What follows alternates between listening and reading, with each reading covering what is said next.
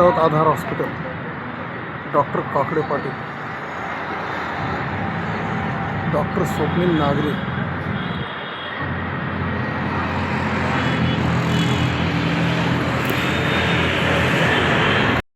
मी doctor Swapnil Nagare. आमचं hospital Aadhaar hospital, Nakshatrawadi, Sambhajinagar. कुठल्या आजारावर सर आपल्याकडे ट्रीटमेंट होते?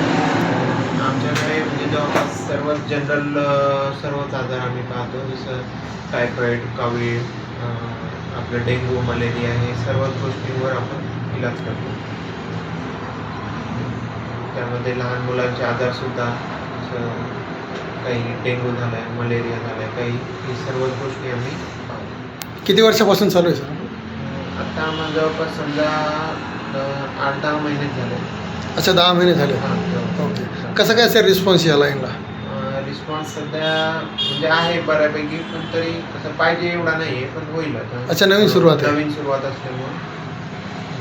गरीब पेशंट असले तर त्यांच्यासाठी काही सुविधा सर आपल्याकडे? हो, मग आता फीजमध्ये कन्सेशन वगैरे तेवढं देतो आम्ही.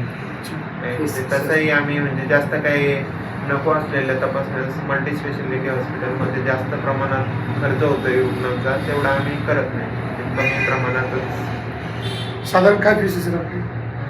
काय तपासणी फी 70 रुपये आणि बाकी सलाईन वगैरे नॉर्मल चार्जेस. साथीच्या रोगामध्ये आता काही सध्या चालू आहे का?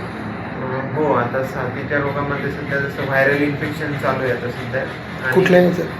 व्हायरल म्हणजे जनरल आता इन्फ्लुएन्झा वगैरे असं म्हणू शकतो आपण, ते चालू आहे. आणि हे टायफॉईड वगैरे चालू होईल आता, हे पावसाचं पाणी खराब असल्यामुळं. पावसामुळे काय काय काळजी घेतली पाहिजे सर? पावसामध्ये कसं समजा थोडं बाहेरचं पाणी न पिणे, बाहेरचं अन्न नाही खायचं काही, आणि पाणी वगैरे घरामध्ये उकळून वगैरे पिलं तर एकदम योग्य राहील. सध्या खाण्यामध्ये कसं काय हे करायला पाहिजे, काळजी घेतली पाहिजे? खाण्यामध्ये कसं बाहेरचे पदार्थ तर टाळलेच पाहिजे 100%. जसं की बाहेरचं उघड्यावरचं अन्न राहते, माशा इकडे तिकडे बसतात. आता पाणी पुन्हा या दिवसात साचलेलं पाणी असतं हे ते, तर त्या गोष्टी टाळल्या पाहिजे बाहेरच्या. आणि घरामध्ये पण आरोचं फिल्टर वगैरे असेल तर मग चांगली गोष्ट आहे, आणि नसेलही तर आपण उकळून पाणी वगैरे पिऊ शकतो. आणखी काय काय काळजी घ्यायची?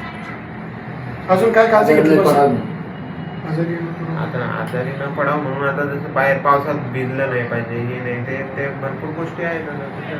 जनरल सर्वच बाहेरच्या फळभाज्या वगैरे ह्या पण सध्या थोड्या अवॉइड केल्या पाहिजे, कारण त्याच्यावर पण रोगराई वगैरे जास्त प्रमाणात असते.